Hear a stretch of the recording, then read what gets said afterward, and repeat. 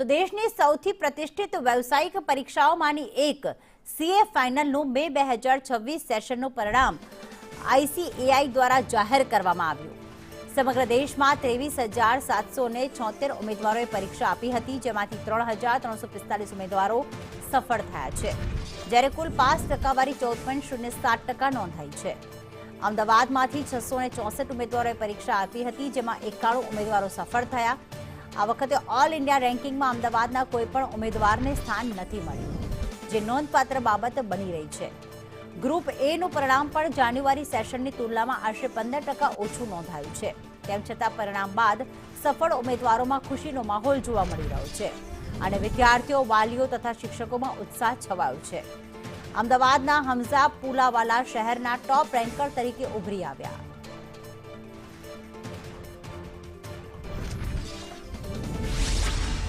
All over India લેવલે total 7,931 જણા નવા ચાર્ટર્ડ એકાઉન્ટન્ટ બન્યા, જે સીએ ફાઇનલ પાસ કરીને બન્યા.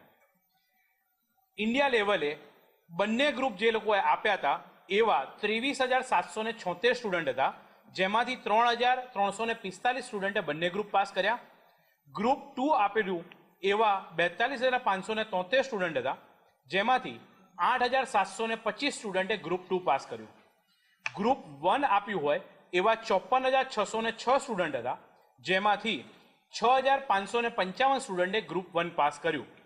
એમ ગ્રુપ 1માં 12%, ગ્રુપ 2માં 20% અને ગ્રુપ 3માં 14.07% रिजल्ट इंडिया लेवल आयु है.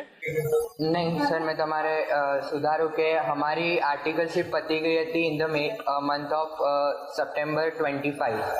સો કેમ કે જે ન્યૂ સ્કીમ આવી એના અંદર અમારી 2 વર્ષની આર્ટિકલશિપ થઈ ગઈ છે, એટલે અમારે સ્ટડી પીરિયડ વધી ગયો છે as compare to previous scheme.